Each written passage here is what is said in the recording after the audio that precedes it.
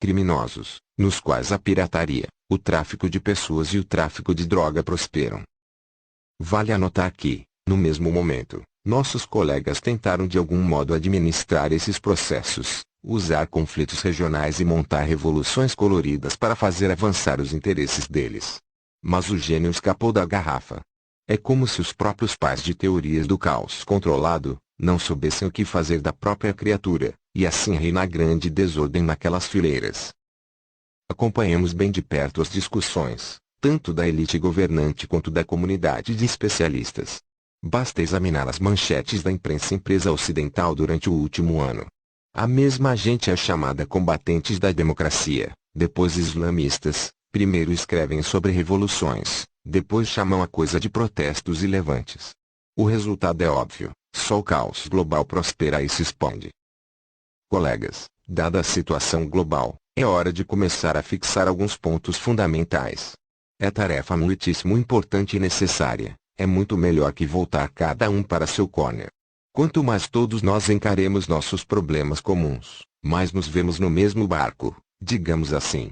E a forma lógica para resolver dificuldades comuns é a cooperação entre nações, sociedades, encontrando respostas coletivas a desafios crescentes, e um mesmo gerenciamento conjunto de riscos.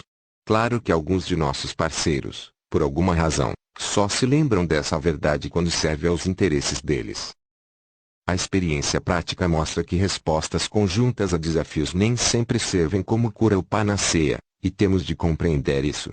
Além do mais, em muitos casos, são coisas difíceis de alcançar, não é fácil superar as diferenças entre interesses nacionais, a subjetividade de diferentes abordagens, particularmente quando se trata de nações com tradições culturais e históricas diferentes. Mas mesmo assim há exemplos de que, com objetivos comuns e agindo-se baseados nos mesmos critérios, alcançamos juntos o sucesso verdadeiro. Permitam-me recordar a solução que se deu ao problema das armas químicas na Síria, e o diálogo substantivo sobre o programa nuclear iraniano, além de nosso trabalho nas questões da Coreia do Norte, República Popular Democrática da Coreia, que também levaram a alguns resultados positivos. Por que não se poderia usar essa experiência no futuro, para superar desafios locais e globais? Qual seria a base legal, política e econômica para uma nova ordem mundial que garanta a estabilidade e segurança, ao mesmo tempo em que estimule a concorrência saudável, impedindo que se formem novos monopólios que impedem o desenvolvimento? É pouco provável que, nesse momento, alguém possa oferecer soluções já prontas e absolutamente exaustivas. É indispensável trabalhar muito, com a participação de ampla coleção de governos, empresas globais, sociedade civil e plataformas de especialistas como essa nossa. Mas é óbvio que resultados reais e bem-sucedidos só são possíveis se participantes chaves dos negócios internacionais puderem aceitar que todos têm de harmonizar alguns interesses básicos, que têm de exercitar uma razoável autocontenção, e dar exemplo de liderança responsável e positiva. Temos de identificar claramente onde terminam as ações unilaterais, e temos de aplicar mecanismos multilaterais. E como parte do movimento para tornar mais efetiva a lei internacional, nós temos de resolver o dilema entre as ações da comunidade internacional para garantir a segurança e proteger direitos humanos, e o princípio da soberania nacional e de não intervenção em assuntos internos de qualquer Estado. As colisões nesses campos levam cada vez mais interferência externa arbitrária, em complexos processos internos, e cada vez mais, provocam perigosos conflitos entre atores líderes globais. A questão de manter a soberania torna-se crucialmente importante para que se mantenha e fortaleça-se a estabilidade global. Claro, discutir os critérios para o uso de força externa é extremamente difícil, é praticamente impossível separá-los dos interesses de cada nação. Mas é de longe muito mais perigoso quando não há acordos claros para todos, quando não se fixam com clareza as condições para intervenção necessária e legal. Acrescento ainda que relações internacionais têm de ser baseadas na lei internacional, a qual, por sua vez, decorre de princípios morais como justiça, igualdade e verdade. Talvez ainda mais importante seja o respeito pelos próprios parceiros e seus interesses. Essa é a fórmula óbvia. Se seguirmos essa fórmula, já podemos mudar radicalmente a situação global. Tenho certeza de que, se houver vontade, podemos restaurar a efetividade do sistema de instituições internacionais e regionais. Sequer precisamos construir coisa alguma de novo. Desde o rascunho, esse não é um campo virgem, sobretudo porque as instituições criadas depois da Segunda Guerra Mundial são universais, e ainda podem receber substância conteúdo moderno, adequado para que se consiga administrar a situação atual. É verdade que melhorando o trabalho da ONU, cuja função central é insubstituível, como também a Organização para a Segurança e Cooperação da Europa, a OSCE, a qual, ao longo de 40 anos, provou ser mecanismo necessário para garantir a segurança e a cooperação na região euroatlântica. Devo dizer que mesmo agora, no esforço para resolver a crise no sudeste da Ucrânia, a OSCE desempenha papel muito positivo. À luz de mudanças fundamentais no ambiente internacional, a crescente impossibilidade de manter os eventos sob controle e as muitas ameaças, precisamos hoje de um novo consenso global de forças responsáveis. Não se trata de alguns simples negócios locais, ou de alguma partilha na esfera de influência, no espírito da diplomacia clássica, ou da total dominação global por alguma força. Entendo que precisamos de uma nova versão do que seja interdependência. Devemos não temê-la. Ao contrário, pode ser um bom instrumento para harmonizar posições. É uma nova versão particularmente relevante, dado o fortalecimento e o crescimento de algumas regiões do planeta, processo que exige objetivamente a institucionalização desses novos polos, criando poderosas organizações regionais e desenvolvendo regras para a interação entre elas. A cooperação entre esses centros acrescentará muito à estabilidade da segurança, da política e das economias globais. Mas, com vistas a estabelecer esse diálogo, temos de assumir, de início, que todos os centros regionais e os projetos de integração que se formam em torno deles têm de contar com iguais direitos para desenvolverem-se, de modo a que possam complementarem-se uns aos outros, e ninguém possa empurrá-los artificialmente para a guerra ou para as oposições. Essas ações destrutivas sempre rompem laços entre os Estados, e os próprios Estados acabam expostos à ação de forças extremas, ou, mesmo, ao risco de total destruição. Gostaria de rememorar os eventos do ano passado. Dissemos a nossos parceiros norte-americanos e europeus que decisões apressadas, tomadas nos bastidores, por exemplo, sobre a associação da Ucrânia com a União Europeia, implicam sérios riscos para a economia. Nem chegamos a falar de política, só falamos de economia, dizendo que tais passos, tomados sem qualquer discussão ou acerto prévio, tocam os interesses de muitas nações, inclusive da Rússia como principal parceiro comercial da Ucrânia, e que era indispensável uma ampla discussão de todas as questões. Sobre discussões amplas e demoradas, gostaria de relembrá-los, por exemplo, que as conversações para o ingresso da Rússia na Organização Mundial do Comércio duraram 19 anos. Foi trabalho muito difícil, mas alcançou-se certo tipo de consenso. Por que estou falando disso? Porque, ao implementar o projeto de associação da Ucrânia, nossos parceiros nos procuraram com os bens e serviços que têm a vender, pode-se dizer, pela porta dos fundos.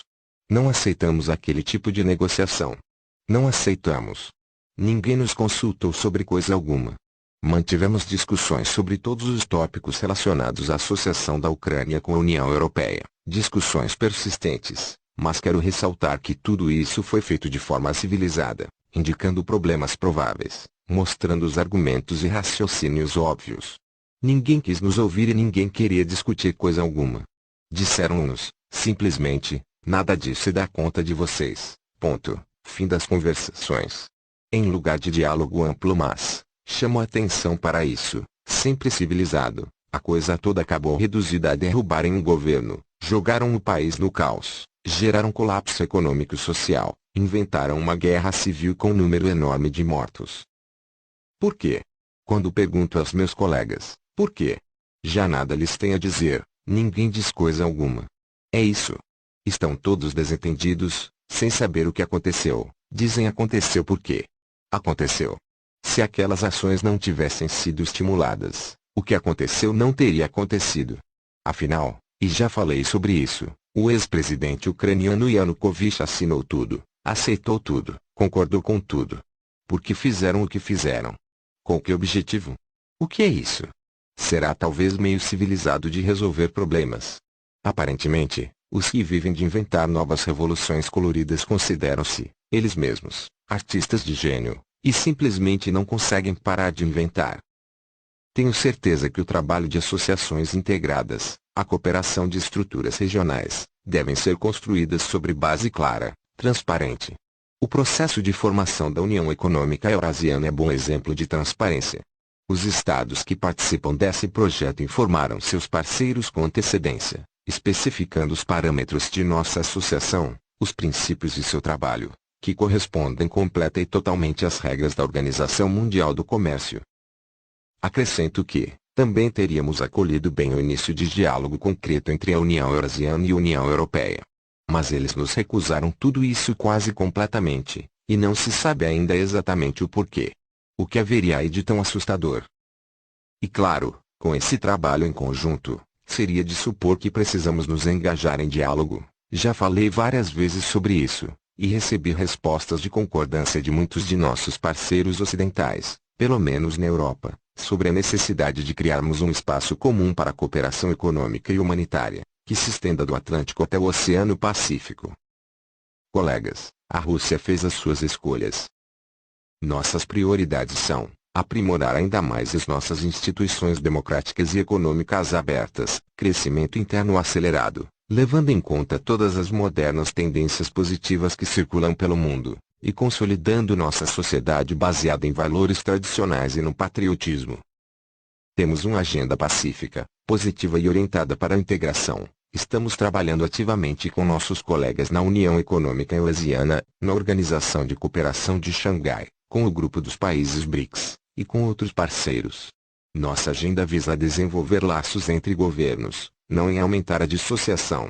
Não temos planos para emendar blocos que não possam coexistir, e nem nos envolveremos em trocas de socos. Todas as alegações e declarações de que a Rússia estaria tentando criar alguma espécie de império, atropelando a soberania dos países vizinhos são absolutamente sem fundamento. Quero enfatizar que a Rússia não precisa inventar para ela nenhum tipo de lugar especial no mundo, exclusivo ou excepcional. Respeitamos os interesses dos outros, e exigimos simplesmente que os nossos interesses sejam levados em consideração, e que a nossa posição seja respeitada. Estamos todos conscientes de que o mundo entrou numa era de mudanças e transformações globais, quando todos precisamos de um grau específico de cautela, e de muita habilidade para evitar passos irrefletidos. Nos anos depois da Guerra Fria, os que participavam da política global perderam, em certo sentido, esses talentos e capacidades. Agora, temos de despertá-los outra vez. Se não o fizermos, todas as esperanças de desenvolvimento pacífico e estável não passarão de perigosa fantasia. E quando o redemoinho que se vê hoje se revelar como um simples prelúdio, antes do colapso da ordem mundial. Sim, é claro, e já disse várias vezes que construir ordem mundial mais estável é tarefa difícil. Falamos aqui de trabalho longo, demorado e penoso. Conseguimos desenvolver regras para a interação depois da Segunda Guerra Mundial, e conseguimos construir um acordo, em Helsinki, nos anos da década de 1970. Nosso dever comum é resolver esse desafio fundamental, no atual novo estágio de desenvolvimento. Muito obrigado pela atenção de todos.